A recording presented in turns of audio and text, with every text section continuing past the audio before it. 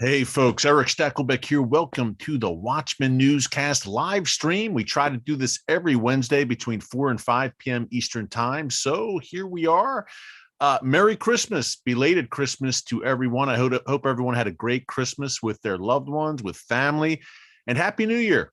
Hard to believe we are ushering in 2022 this Saturday, January 1st. Wow. So what we want to do today on the newscast is look back a little bit at some of the big stories of 2021, but really focus on today and the future, looking ahead to the next year and what the next year will bring. 2021, obviously a very tumultuous year in the U.S., around the world, and yes, of course, in the most chaotic region in the world, the Middle East. Now, I remember last year at the end of 2020, a lot of people were saying, good riddance to 2020. What a horrible year. 2021 is going to be better. You don't hear a lot of that this year because, folks, guess what? 2021 wasn't that great either, in case you haven't noticed. So I think there is a lot of trepidation about what's going on in the world right now and what is to come. We do live in Bible times, but here's the deal. You don't have to feel fear and trepidation because God Almighty still sits on the throne. He is sovereign and he is in control. Put your trust in him. Put your trust in his son, the Lord Jesus, and you will be just fine. And it feels even better to talk about that during the Christmas season, which is a season of hope and encouragement and joy because we are celebrating, yes, that the Lord Jesus did come into the world for us so that we could have the peace that surpasses all understanding in such a time as this, in which we are living in right now. Perilous times, but we have an anchor in the Lord. So don't lose heart and don't forget about that. Although today we will be addressing some rather thorny subjects, I guess you would say, some of the wars and rumors of wars going on in the world right now. And it's hard to avoid them. I wish we could talk every week, like we did on last week's live stream, about incredible, groundbreaking archaeological discoveries in the Holy Land and how God is really showing himself through that. That's one way he's showing himself to the world through that. But one of the things we do here as well as watchmen and following that mandate that God has given us is to alert you, to inform you, and to hopefully educate you about what's happening in the world right now and how it affects you, no matter where you live, and the epicenter of all of the prophetic events really unfolding in the world right now and which are to come, including perhaps some in 2022, is, of course, the Middle East and the land of Israel. So that's what we're going to focus on there today. And unfortunately, sometimes there are some not so pleasant events happening there. And we had one earlier today. Hamas, remember them? They're still at it, folks. We've been talking a lot about Hamas's patron and benefactor, the Iranian regime, in recent days, but Hamas still very, very active in Gaza, of course, along with Palestinian Islamic Jihad, the other Iranian proxy operating in the tiny Gaza Strip. And earlier today, Hamas wounded an Israeli civilian with gunfire along the Gaza-Israel border. Now, the civilian, thankfully, is okay. It was not a serious injury, but wounded by gunfire. Nonetheless, Hamas gunfire, the Israel Defense Forces, of course, responded with some tank fire, some shelling of Hamas military positions over the border in Gaza. Unclear if any Hamas members were killed or wounded in the counterattack or the response by Israel. But this was the first such exchange of fire along the border, really, in the past few months. It has been relatively quiet by Gaza standards over the past few months, but this was a pretty serious incident to my mind, folks, to have an Israeli civilian injured by direct Hamas gunfire along the border. So we're watching what comes out of that. Will there be any further aftershocks from the incident today? Of course, again, as I said, Israel responded, but you can't help but thinking that 2022 is setting up for yet another round of confrontation between the Iranian proxies in Gaza and Israel. In a second, I want to review that May 2021 war and the aftershocks that are being felt today. But before I do, I want to give everyone a shout out who's watching right now. We have the live chat going on right now. We have someone from Italy with us. I love it. We have people joining us from around the world, always on our live stream. Canada, Italy, then the very exotic locale of New Jersey in my backyard. Great to have someone from Jersey here. Let's see who else. Canada, Dallas, Texas, of course. Bahrain, watching from Bahrain. Sally, God bless you. Great to have you with us. Tennessee, Cleveland, Tennessee. Wow, not Cleveland, Ohio. Perry Stone territory, Cleveland, Tennessee. A friend of mine, great guy. Michigan, Florida, Washington State. I love giving everyone a shout out. Illinois, and just great for Great Britain, Wisconsin, Idaho, and just great Florida, France. Just great for you to know that you are joined right now, folks, by people. Pookie Martinez. Pookie, I love your name, man. That's like a Philly name. I grew up in Philly. SoCal, he's joining us from. Rhineland, Germany. So Kenya, it just keeps coming. I just love sharing with you who you have, who you're with here, the watchmen and women on the wall, your brothers and sisters in Christ who are joining you from around the world. Norway. It's really cool, right? We didn't really have this capability not so long ago. For all the Denmark I see right now, for all the bad of the internet, obviously, we've got a lot of good in terms of the way we can connect. And this is one way. The Bible says that in heaven, there will be every tribe, nation, tongue, color, ethnicity will all be together in heaven. And I think of that when we do the Watchman live streams. Okay, now that I just gave everyone a shout out, let's continue. We have Australia, some more from Africa as well. 2022, what do you think? I'd like to know, obviously, for our Q&A session as well. Last 15, 20 minutes of our session here today.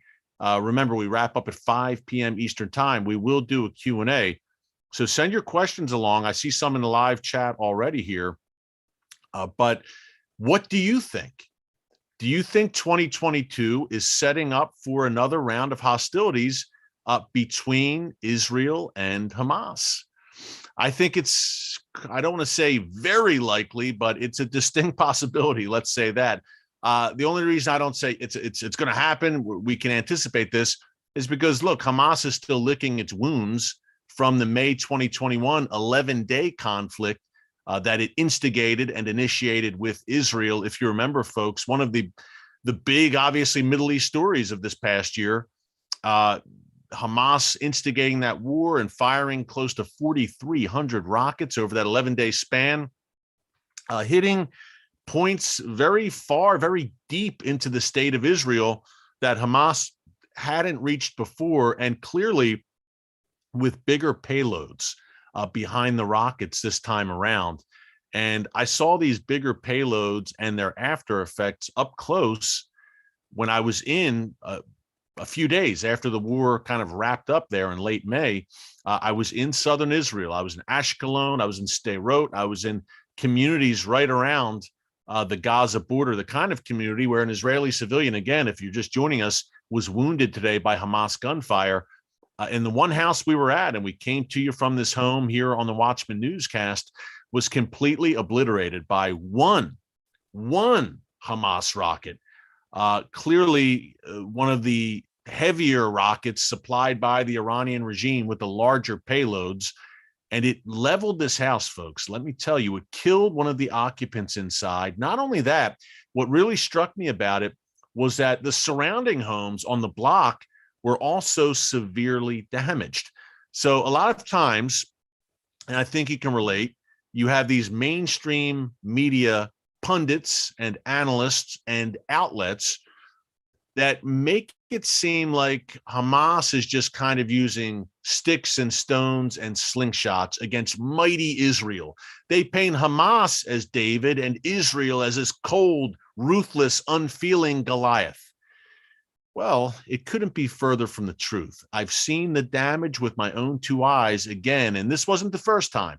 When I was in Israel in May 2021 and early June, there have been other occasions where I have been in southern Israel where I have literally had to run into a bomb shelter and take cover while sirens were going off warning of incoming Hamas rockets. What I'm telling you is, don't believe the mainstream media narrative that Israel is the aggressor, Israel is the big bully on the block who's using overwhelming force against poor, defenseless Hamas. No, these rockets have heavy payloads. They are devastating and they are deadly again. I've seen it with my own two eyes up close on the ground. I do believe 2022, will we see a major conflict like we saw back in May between Israel and Hamas? It depends on a few things. Number one, and you can share some of your thoughts here, folks, if you want. It depends, number one, I believe, if Hamas feels, this is easy, if it feels it's strong enough, if it has replenished its rocket supply enough. It still has well over 10,000 rockets in its arsenal, even after firing some 4,200 back in May. Does Hamas feel like it has bolstered its arsenal enough? Does Hamas feel like it is rebuilt? Do you remember that tunnel network? They called it the Metro, the vast underground tunnel work underneath Gaza that Israel really put a major dent in. That was a big blow to Hamas. Have they been able to rebuild that underground tunnel network? Replenish the rockets, of course. That, I think, is the biggest question. Does Hamas feel like it could go toe-to-toe with Israel? Look, they know they're going to incur severe damages in the process, courtesy of the Israel Defense Forces. But when Hamas takes the calculus, do they say, okay, Israel's going to hit us and hit us hard, but we can inflict a lot of damage and punishment on Israel as well? If Hamas feels like it has the capability to do that, to certainly take its licks, but deal out a good deal of pain to Israel, God forbid, perhaps Hamas says, hey, it's worth it. Also, the economic situation in Gaza, which Hamas, again, rules with an iron fist. If things get dicey there, if there's some kind of internal unrest, perhaps, does Hamas say, okay, we need to deflect attention from our horrific shortcomings and our tyrannical rule here in Gaza? And what better way to do it than to initiate another conflict with the hated Zionist entity, and everyone rallies around the Hamas flag? That's another consideration. The third consideration, when we talk about a potential war between Israel and Hamas in 2022, a war to the level of what we saw back in May. You could have a limited conflict, something maybe even for a day or two. We've seen this, of course. Hamas fires a volley of rockets, 8 rockets, 10 rockets over the course of 24 hours. Israel responds with some airstrikes, and then we kind of have a lull for a month. We could see, I would bank on that certainly happening at least a few times during 2022, but a major flare up, look, like we saw in May, it had been 7 years between the last one, the summer of 2014, a major toe-to-toe confrontation between Israel and Hamas. And Hamas was hit hard. And then fast forward 7 years, and that was the next chapter. So historically, it seems to be that there is some space between the major confrontations between Israel and Hamas. Hey, folks, look, we hope there's a lot of space, like everlasting space. We hope there's never another conflict, that Israel doesn't have to go to war at all. That would be ideal. But we're also realists here on the Watchman Newscast, and we know who Israel is dealing with, an Iranian-backed terror organization that is committed to Israel's destruction, that has no desire to coexist side by side with a Jewish state, whose founding charter, the Hamas Charter, just do an internet search, you can find this online. The Hamas Charter is devoted, committed in the founding charter to the destruction of the state of Israel, the Zionist entity, as they call it. By the way, in that same charter, Hamas self-identifies itself as the Palestinian branch of, you guessed it, the Muslim Brotherhood. Hamas is the Muslim Brotherhood, folks. They are essentially the Palestinian, the Gazan branch of the worldwide Muslim Brotherhood network. Don't forget that, because we do oftentimes today forget about the Muslim Brotherhood, their nefarious influence around the world. Look, they've taken major hits, obviously, over the past several years. 2013, al-Sisi coming to power in Egypt, which was the main power base of the Muslim Brotherhood, the birthplace of the Brotherhood, and really the main satellite for the movement around the world. But The Brotherhood has certainly taken its lumps in Egypt, in Tunisia, and elsewhere, even in Jordan as well, over the past few years. But they're kind of like jihadi vampires in a sense. It's really tough to kill them, it seems, because they've been crushed in Egypt before under Nasser back in the 50s and 60s. And then the Brotherhood rose again from the dead, seemingly a few years ago. And for a brief time, Mohammed Morsi, the Muslim Brotherhood president, was in charge in Egypt until, again, the second Egyptian revolution. 2 revolutions in the span of 2 years in the most populous and influential Arab nation, Egypt. It tells you what we're dealing with right now and the times we are living in, folks. But I say all that to say, don't sleep on the Muslim Brotherhood. They are certainly down right now. But when it comes to terror, radical Islam, this is the granddaddy of them all. There's a reason Osama bin Laden, Khalid Sheikh Mohammed, Ayman al-Zawahiri, all of these terrorist kingpins over the years, before they joined the likes of al-Qaeda, before al-Baghdadi joined ISIS, they all belonged to the Muslim Brotherhood. The Brotherhood was kind of the gateway drug for jihad. So when we talk Hamas, and we go a little deeper here, we have a full hour on the live stream. I wanted today to bring up that Muslim Brotherhood connection that Hamas has that is so often forgotten about. And in some senses, not surprisingly, because when you think of Hamas today and Hamas motherships and who Hamas answers to, who do we think of? We think of Iran. First and foremost, we know that Iran is the main benefactor, the main funder, supporter, armor, and trainer of the Hamas movement.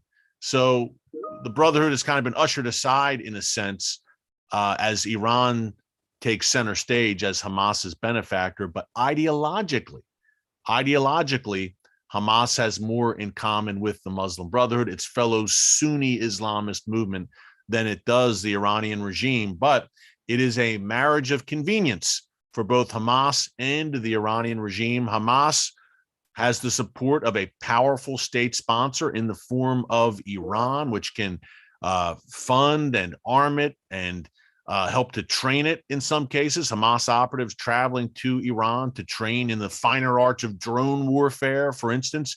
And then what does Iran get out of the relationship? Well, it's real simple. Iran has a fervent genocidal terror organization on Israel's borders. What Hamas does is it helps Iran to encircle Israel with a ring of fire. That is a crucial node of that ring, Gaza, where Hamas and Islamic Jihad have their power base. So hope that was a little bit of an education for some who didn't know. Perhaps some didn't know about the Muslim Brotherhood Hamas connection, but it is there and it is very strong. Okay, the last factor in 2022 in terms of, look, will we have a war, God forbid, again, between Israel and Hamas? We talked about, does Hamas feel like it's ready? What about the Iranian? What are the internal dynamics inside Gaza? The other factor. Third factor, what does Iran want? If Iran says to Hamas, we want you to do this, like clearly in May they did. That's exactly what they did back in May. They say to Hamas, we want you to stir things up with Israel, maybe create a distraction, a diversion for some reason. Then Hamas has to do it. Hamas has to follow the orders of its Iranian master at the end of the day. That's perhaps the biggest factor in all of this, right? Whether Hamas feels like it's ready or feels like it's not ready. If Iran says, you're ready, we don't care if you feel like you're not ready, you're going to do it, and Hamas is going to do it. It's going to throw its hat in the ring and instigate something against Israel. Again, hey, we hope this doesn't happen, folks. We don't want to see it. But again, we are realists here. And I think you can expect in 2020, in the very least, some at least flare-ups for sure between Israel and Hamas that are deeper than just what we saw today, an Israeli being wounded by gunfire, Hamas gunfire. Let's move on. I'm glad that we got a chance to cover Hamas. I have a list here. I'm just looking down at my list real quick. Because usually, you know me, I go off the cuff. I'm not a guy who likes teleprompter or looks down at notes. If you watch me, you know I go from up here and in here and let the Holy Spirit lead me. But today, there's so much to talk about. I made a little list of things I want to be sure to hit as we go on. Speaking of the Palestinian issue, Benny Gantz. We have, remember, Hamas ruling Gaza with an iron fist, but we have the Mahmoud Abbas-led Palestinian Authority that rules over what the world knows as the West Bank. Here in the Watchman Newscast, we call it the biblical heartland of Judea and Samaria. Why do we call it that? Well, that's what the Bible calls that area, and it's a place where Jews lived over 3,000 years ago. Nevertheless, the Palestinian Authority rules large sections of that region, and Mahmoud Abbas, Israel's supposed partner for peace, who, if you watch the live stream, I believe 2 weeks ago, I guess that would be December 15th, I believe, we talked about this pay for slay program. That's what it's become known as, pay for slay. Why? Well, because the Palestinian Authority of Mahmoud Abbas literally pays the salaries of terrorists. If a young Palestinian or an older Palestinian, whoever, murders an Israeli civilians, men, women, children, they are rewarded. Their family gets a lifetime salary, a lifetime stipend from the Palestinian Authority of Mahmoud Abbas. And for years, the United States was giving hundreds and hundreds of millions of dollars to the Palestinian Authority. You have to wonder how many of those funds were going to this pay for slay program, indirectly financing it or unintentionally financing it. At least a good chunk of the annual Palestinian Authority budget, I don't have the numbers in front of me right now, but I know they were high. I think it was close to half of that budget were going to this so-called martyrdom program, as they call it. So that's wicked, folks. That's the only word that comes to mind. That's pure evil. And by the way, an American citizen named Taylor Force, a U.S. Army veteran, was also killed by Palestinian terrorists back in 2016. And his murderer, the family of his murderer, was rewarded with one of these lifetime stipends, these martyrdom payments. So that's what you're dealing with right now in the form of Mahmoud Abbas. And yet, late yesterday, Tuesday, December 28th, Mahmoud Abbas paid a visit to Israel, to the home of Benny Gantz, Israel's defense minister. Benny Gantz hosted Mahmoud Abbas and they held talks. This was the first time since 2010 that an Israeli official or that a Palestinian leader, that Mahmoud Abbas in specific, held meetings with Israeli officials inside the nation of Israel on Israeli territory. They discussed a number of topics, reportedly security cooperation between Israel and the Palestinian Authority in the West Bank. Judea and Samaria was at the top of the list, but also Gantz talked about ways to make life easier for Palestinians in those areas. I don't know all the specifics of that, what that means, maybe greater freedom of movement, but here's a great idea there. How about new leadership to ease the painful existence of many in the Palestinian territories? How about a new truly moderate leader who truly wants peace and recognizes Israel's right to exist? Imagine that, because folks, you don't have that right now in the West Bank in the form of Mahmoud Abbas and the current leadership, the corrupt leadership of the Palestinian Authority, and you certainly don't have it in Gaza. So when we talk about easing the pain of Palestinians, we have to look no further than the Palestinian leadership, who is across the board corrupt and has been for some time, dating back to Yasser Arafat and beyond. That's the reality of the situation. But I guess Benny Gantz believes that, look, we have to deal with someone. We can't talk to nobody. We have to talk to someone. Certainly, there's pressure from the Biden administration to do exactly that, for Israel to have a quote unquote partner for peace. So Gantz is reaching across to the Palestinians and saying, well, Abbas, you're horrible, but you're not as bad as Hamas. Isn't that what it pretty much boils down to? Sad to say. I guess that's what he's thinking. He's taking a lot of heat from the Israeli right, right now. Gantz is more of a middle of the road guy politically, but he's taking heat from the Israeli right wing right now, who are saying, "What are you doing? Why are you meeting with Abbas, a guy who again refuses to end this pay for slay program?" Someone writes, "Sorry, Eric, keep dreaming about a new moderate Palestinian leadership." I didn't say it's going to happen. Don't worry, I'm not dreaming. I didn't say it's going to happen. Someone in the chat I glanced at the chat. Someone said that. Good naturedly, they said it. Don't believe me. You're not looking at a guy who's naive. When it comes to realism, I'm about as realistic as it gets. So I know the situation. I'm just saying it would be nice, but I'm also a realist, and I know it's highly unlikely that Mahmoud Abbas would be ushered aside by some Jeffersonian, democratic, freedom-loving voice there in the West Bank. Sadly, but we can pray for it. It would be nice to see, but I also have eyes wide open, folks. Believe me. Okay, let's move on. We covered the Palestinian situation pretty thoroughly. This is what I want to talk about. We're going to look ahead on tomorrow's newscast as well to 2022, but today I wanted to quote directly from this article in the Times of Israel, 2022, what will the Israel Defense Forces be focused on in 2022? When the IDF looks across the landscape at the various threats gathering against the nation of Israel, really against the region and the world, what are they preparing for the most as we head into a new year? Okay. Times of Israel laid it out pretty well today. The Israel Defense Forces believes, key point here, that it significantly curbed Iran's ability to transfer weapons and equipment through Syria over the past year through Israeli airstrikes.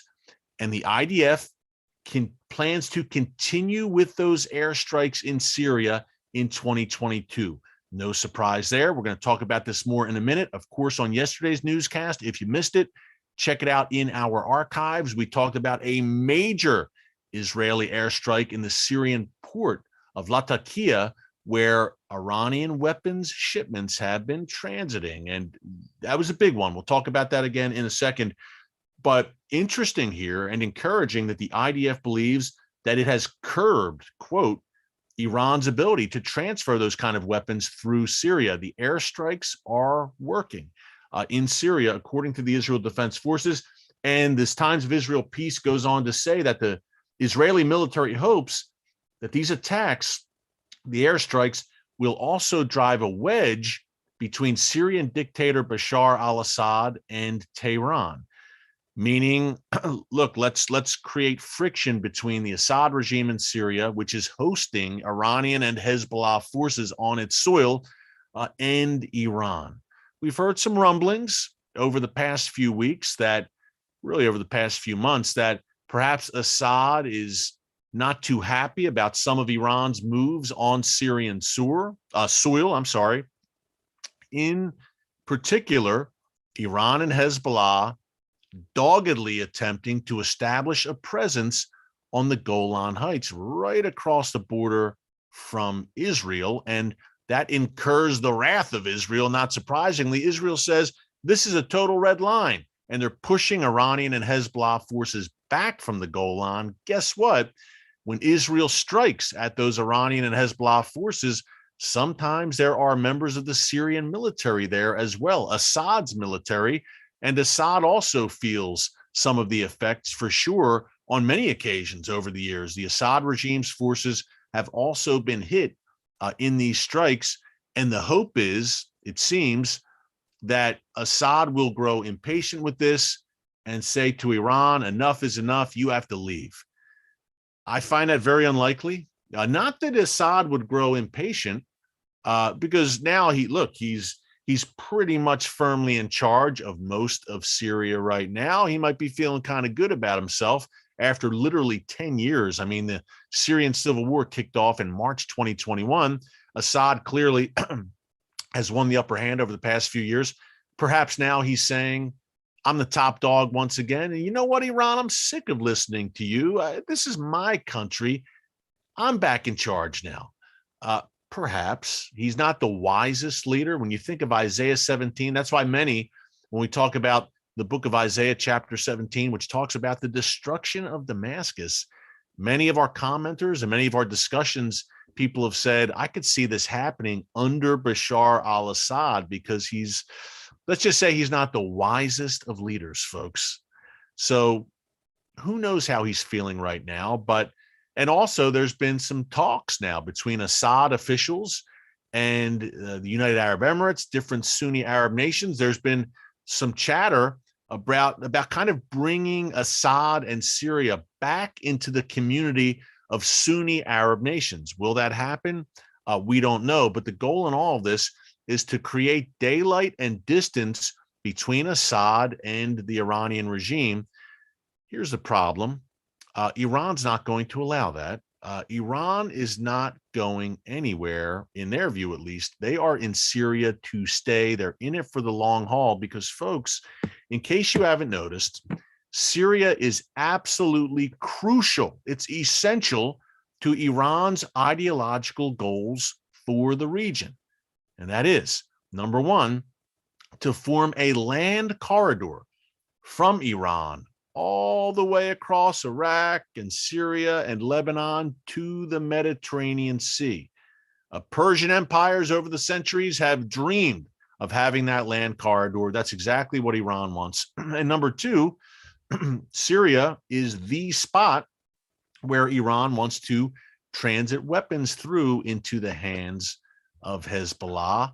Number three, Syria, a Syrian presence enables Iran to greater encircle Israel with that ring of fire. For all those reasons and more, Iran's not letting go of their Syrian presence.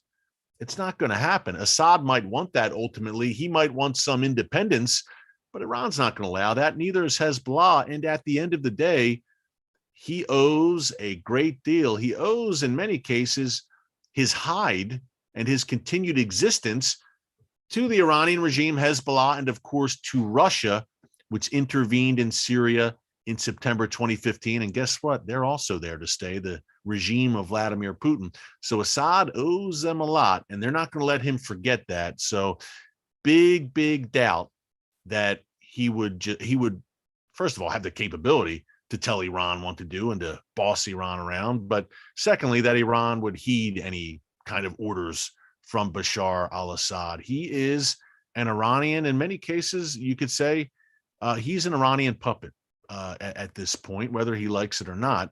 So while I do encourage, for certain, attempts to separate and to cause discord among the enemies of Israel and America, let's just say I find it unlikely that Iran is going anyplace anytime soon when it comes to Syria, unless they are physically forced out. And Israel has done quite a job over the past few years. And as we saw from this Times of Israel article I just quoted from, has done quite a good job in terms of slowing down Iran's drive through Syria. Folks, remember, Iran and Hezbollah threw their hats in the ring in such a major way in Syria. Why? Because in the earliest days, and really up until 2015, from 2011 to 2015, Bashar al-Assad was on the ropes and then some. You had ISIS, other jihadi groups, and other non-jihadi groups, rebel groups, all vying for supremacy in Syria.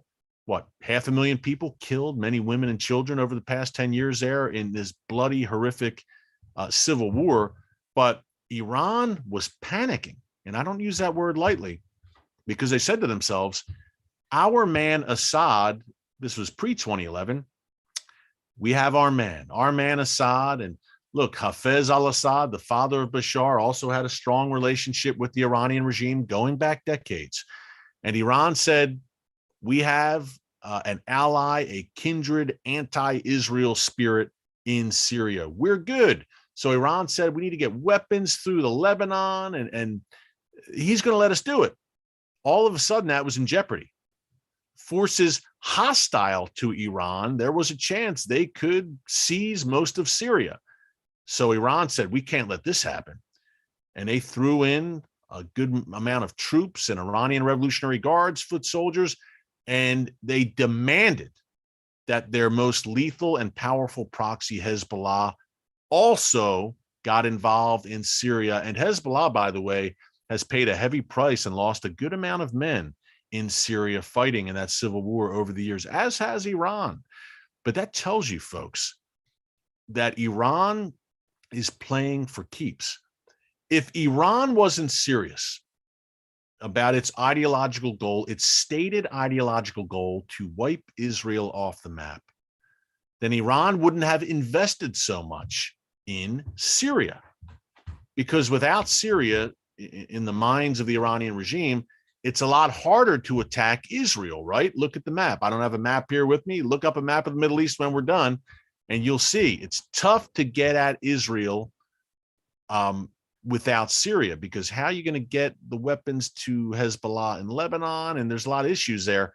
So that tells you how invested that the Iranian regime was in Syria. And we had yesterday, again, this in Latakia, the main port in Syria, where a good deal of imports come through into Syria. No doubt Iranian weapons shipments, and Israel struck a container yard there in Latakia, and at least 2 people killed, Iranian-linked militia members, according to Syrian state media today. Hey, check that out if you missed it yesterday in our archives. While you're there, I assume that many of our live stream viewers are subscribers already, but if you have not subscribed, hey, give us a subscribe here as we head into the new year, because I can tell you right now, 2022 it's a fasten your seatbelts type moment now, folks, in the Middle East and beyond. And we are bringing you every day, Monday through Friday, and sometimes on the weekends, depending on the news cycle and what breaks.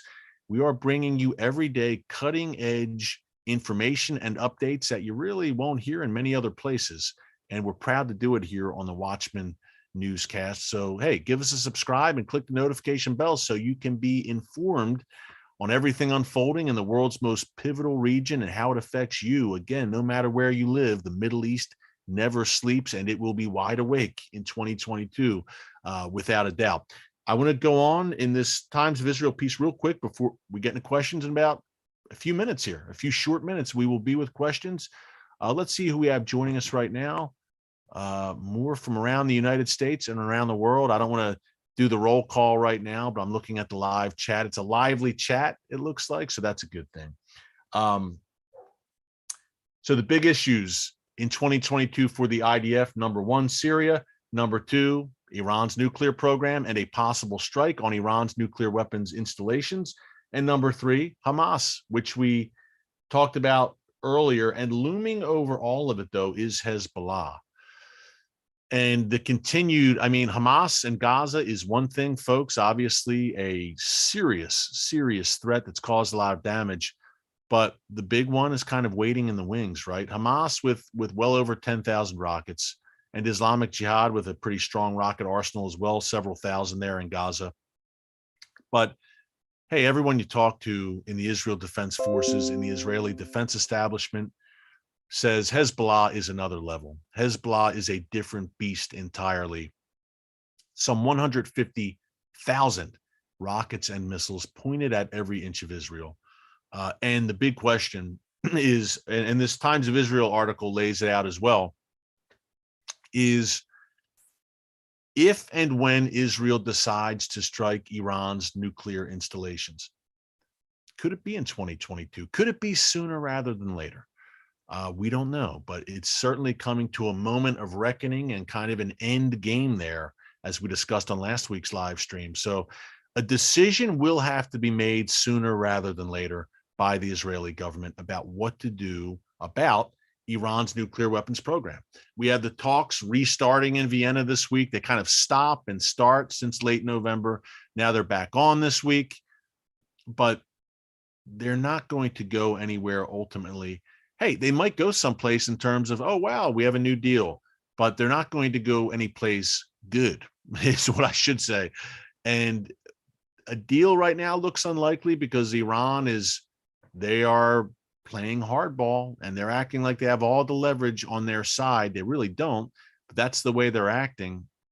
And they're making a lot of demands, including the ability this week. They just demanded the ability to continue to export crude oil and also reap all the economic windfall from it and make money from their oil sales. Obviously, the U.S. said, no way, don't do it. We won't allow it in terms of sanctions being enforced, but Iran wants that, and they want all sanctions lifted. So right now that makes a deal look unlikely, but you never know, since unfortunately the Biden administration and Europe are determined to revive this horrific 2015 Iran nuclear deal or some variation of it, despite all the challenges here, and despite Iran's completely unreasonable, in a sane world, anyone would consider these unreasonable demands. Despite all that, we could indeed have a deal one day. Who knows? It looks unlikely right now, but deal or no deal, Israel is going to have a decision to make. Does the moment of truth come in 2022?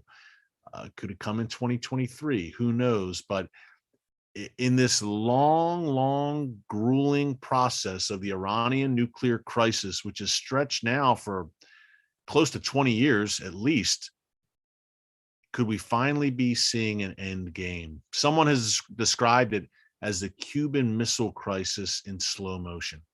It's a pretty apt description.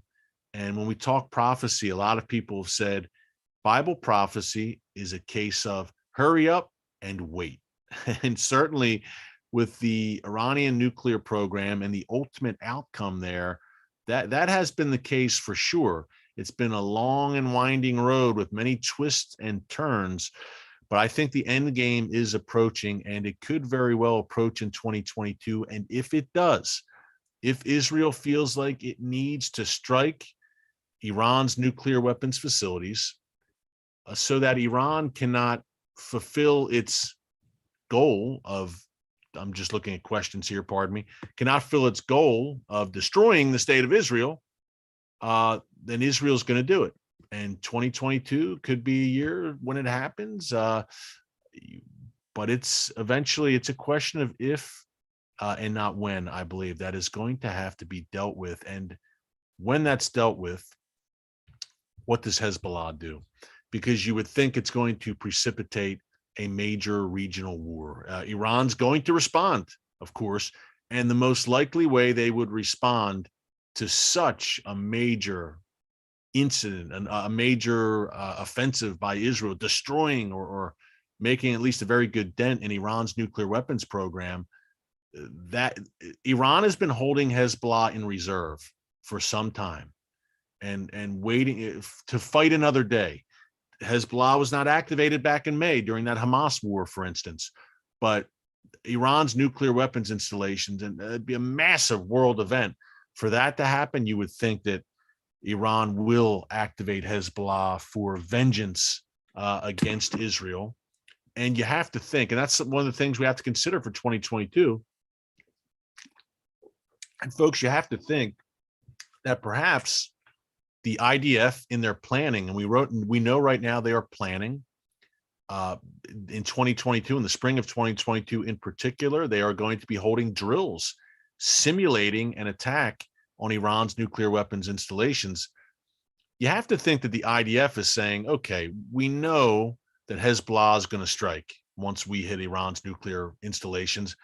We talked about this on the newscast this week. Israel right now is bolstering the bomb shelters in Israeli communities along the Israel-Lebanon border. That's no coincidence, of course.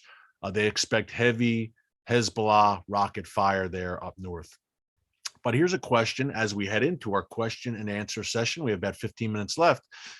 Would Israel preemptively strike Hezbollah rather than strike Iran's nuclear installations and then have the onslaught of rockets follow that strike coming from Lebanon, coming from Hezbollah? What if Israel, in addition, and I'm not a military planner or strategist, but it just seems when you're surveying the scene, so to speak, what if Israel strikes Iran and Hezbollah kind of simultaneously and at least preemptively kind of blunts some of the blowback from Hezbollah and from those rockets that will surely come if there's an attack on the nuclear installations? There are some very brilliant military and daring military planners in Israel who are talking about this right now, folks. And if I'm in my rudimentary understanding, I'm throwing that out there, that I'm sure that they have discussed that and then some. But interesting point, right? Why wait for Hezbollah to hit you with tens of thousands of rockets? Why not at least try to take out a good number of those rockets before the onslaught begins? And hey, we pray that there is no onslaught. We'll see what God does, but this is something we're watching very closely. Let's get into questions here. Pardon me as I wet my whistle a little bit here. It's a lot of talking over an hour. Let's see what we have. Give me 1 second here as I just look at our live chat and look at some of the questions coming through and what we have. Send them in. We have about 15 minutes left. Here's a good one, and we're talking 2022, and this is what we're thinking. Question from Dove: will Iran and Israel, Russia and Ukraine, China and Taiwan all happen at the same time? Wow. Good question. Those are three conflicts, to my mind, folks, which will come to a head in 2022. Now, Israel and Iran, could they all happen at the same time? I think it's more likely that a Russia-Ukraine conflict and China-Taiwan could perhaps happen close together. You would think in terms of Taiwan, China's not going to do anything before the Beijing Olympics, right? The Olympics in China, early 2022, in the winter, coming up here in the wintertime in 2022, China's not going to do anything before the Olympics. After the Olympics, which, by the way, will be, I'm sure, a huge propaganda display for the Chinese communist regime. After the Olympics, all bets are off the table. China has no one to impress. They don't have to behave themselves. They don't have to fear any international boycotts. So after the Olympics are wrapped up, the second half of 2022 and beyond, anything could happen. And I said on previous newscasts, the second half of 2022 is going to be very eventful. I just have a feeling there that it could be very eventful. And the word is accelerate, just an acceleration of all these things. China will look to accelerate what they're doing and what they're planning. Why? Because they see weak leadership in Washington, D.C. It's as simple as that. When we talk about the big events of 2021, you have to talk about Afghanistan and the lingering Afghanistan effect and what the disastrous U.S. withdrawal from that country said to not only America's allies, but to America's enemies. Certainly, it emboldened and empowered them. And perhaps the Chinese communist regime had a longer-term plan in terms of an invasion of Taiwan. Maybe they were thinking 2024, 2025, who knows? But you have to think that right now, when America has weak leadership, a commander-in-chief who, to be kind, doesn't seem very sharp at times, and projecting weakness in Afghanistan and elsewhere, you have to think that China might be saying, we've got a good opportunity here to strike while the iron's hot and take advantage of this unstable situation in Washington, D.C. We don't have to fear a response from this current administration. China may very well be thinking about that. And it's a possibility that could kind of speed up their timetable without a doubt. They're planning for Taiwan because maybe they're saying, hey, we don't know who will get voted in 2024. Perhaps this Biden regime will be out. We don't know who will win in the midterms in 2022. What if the Republicans seize the House and the Senate in 2022, which is a possibility, certainly, in the midterms, and that weakens this administration even more. So China could be saying, look, let's not wait. Let's do it now. I hope they're not clearly saying that, but look, folks, again, let's be realistic. We can sit around and say, and be pie in the sky, or we can be serious. And we try to be serious here at the newscast and give it to you straight. Yes, there's a possibility things could ramp up in regards to Taiwan sometime in 2022 after the Olympics. Back to the question, could that come close to Russia, Ukraine? Perhaps. I mean, there were rumblings a week or two ago that look, first of all, tens of thousands of Russian troops have massed on the border with Ukraine, Russia's border with Ukraine, but there were rumblings about an invasion around Christmas time. Now, some people are saying January, February. We don't know. We hope there's no invasion, but there is a chance that the Russia-Ukraine situation could come to a head not far from the time that the China-Taiwan situation does. If you have multiple crises, I mean big ones, involving nuclear powerhouses like China and Russia erupting around the world, these crises, you think the world is in the throes of chaos right now and instability? Folks, you ain't seen nothing yet. I mean, that would be a very nasty scenario to see China and Russia, two powerhouses, make major moves and essentially challenge the world, make these moves against Ukraine and Taiwan, puff out their chests basically and say, now, what are you going to do about it? Looking in particular at Washington, D.C., at Joe Biden and his administration and saying, what are you going to do? And what will the response be from the White House? That's the big question. And the third leg here, of course, Iran and Israel. We've had this low level, not even so low level, it's becoming increasingly out of the shadows, the shadow war at sea and elsewhere, and Israel targeting Iranian nuclear scientists and nuclear facilities and ballistic missile facilities over the past year and a half in particular, and Iran growing increasingly bold in its threats towards Israel.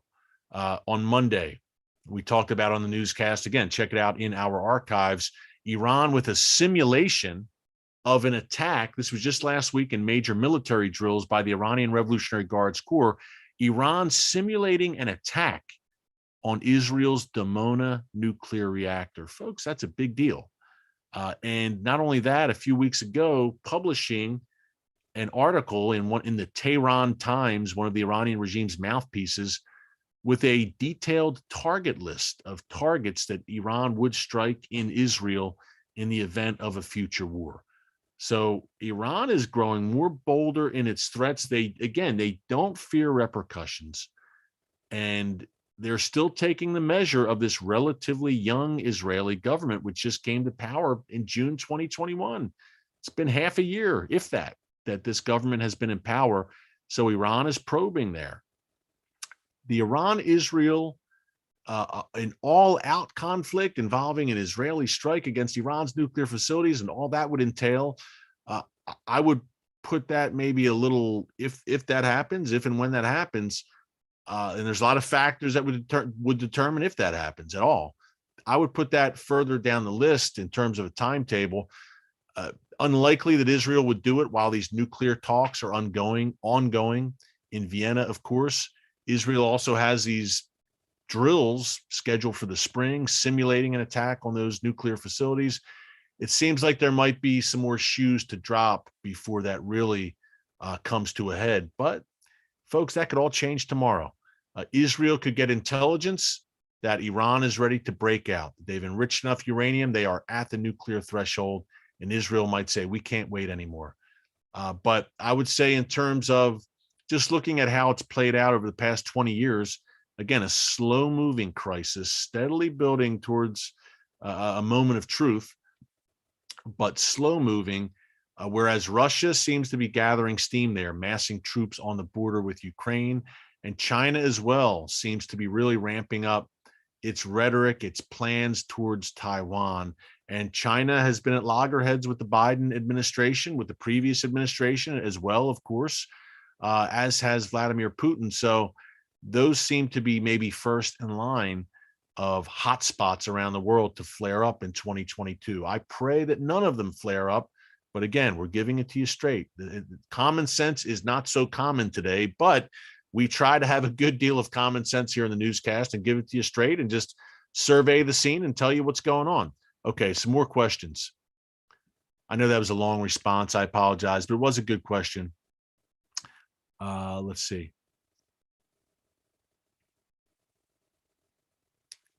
Wow. From Saudi Arabia. Greetings. Thanks for joining us.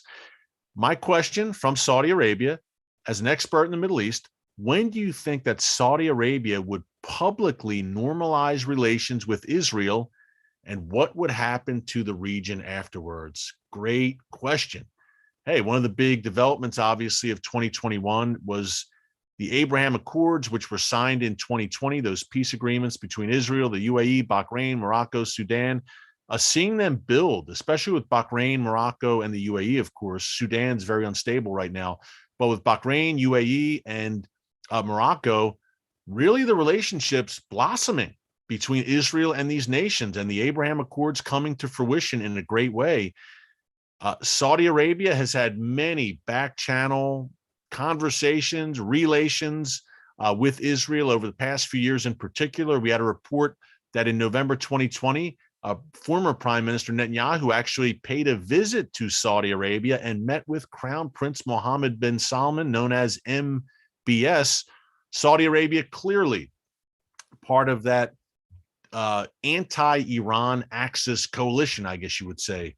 Israel, the Saudis, Bahrain, UAE, Jordan, Egypt, the Sunni Arab nations on one side with Israel, and the Iranian axis on the other side, the Iranian regime, Hamas, Hezbollah, Islamic Jihad, the Houthis in Yemen, which are a thorn in the side of Saudi Arabia right now, the Assad regime in Syria. So it's a clear divide. The Saudis are on Israel's side in this divide, alongside the other Sunni Arab nations.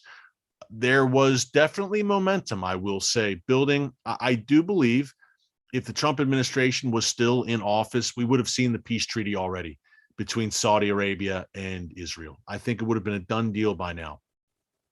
I think it could still eventually be a done deal in the future. Maybe not weeks, maybe not even months, maybe a few years, but I think eventually you will see it. I think it will be an earth-shaking move for the region. I think eventually you will see a peace treaty between Israel and Saudi Arabia.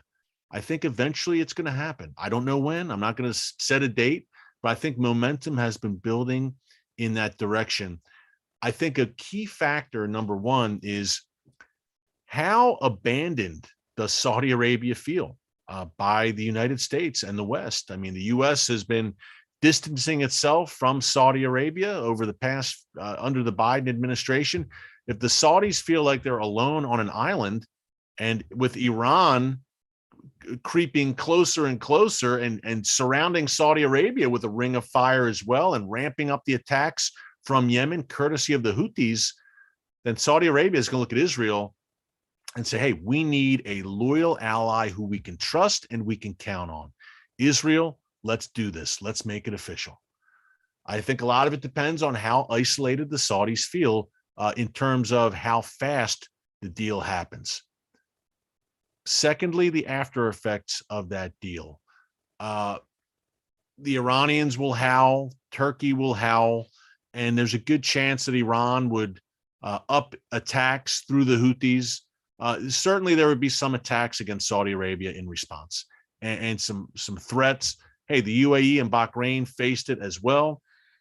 There would be an increase in plots and threats by the Iranian regime, without a doubt. They'd want the Saudis to suffer consequences, especially, look, Mecca and Medina, the two holiest sites in Islam, are located in Saudi Arabia. It was the birthplace of Islam and Muhammad, of course. So it's got great significance, that nation, to the Islamic world.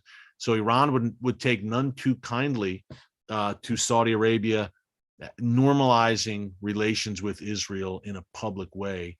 And there would be a response. I'm not saying an all-out military response, but certainly Iran and its proxies would try to stir up some trouble and make their displeasure felt, not only verbally, but by just stirring up the kind of trouble that Iran did, say, in September 2019, when, with a hybrid attack of ballistic missiles and drones, it attacked an Aramco oil processing facility in eastern Saudi Arabia and shut down a good chunk of the world's oil supply for a short time, at least. So interesting times, we'll just say. Who would have thought, folks, talk about Bible times, who would have thought that 5 years ago even, we'd be talking about a formal peace deal and normalization of relations between Saudi Arabia and Israel? But that's where we are, and you can thank the Iran. I don't want to say thank the Iranian regime, but you can say in large part it is due to the growth of the Iranian regime. Barack Obama whether he knows it or not, with that first Iran nuclear deal, which angered not only Israel, but the Sunni Arab nations who rightly said, hey, this is empowering Iran. It drove the Sunni Arab nations and Israel even closer together. That 2015 Iran deal and a new Iran deal will do even more in that regard. Hey, great questions, everyone. Sorry we have to wrap up right now, but this was great as always. We will be back with you tomorrow here on the newscast. Don't miss it as we look forward further into 2022 and get into the prophetic realm as well and what's happening biblically in 2022. This was great today. As always, thanks so much for joining us. Until tomorrow, God bless you. And remember, never hold your peace. See you soon. Hey everyone, thanks for checking out the Watchman Newscast. If you enjoyed this episode and want to see more, make sure you go ahead and hit the like button, click subscribe, and tap the bell icon to turn on notifications for new Watchman Newscast episodes every weekday.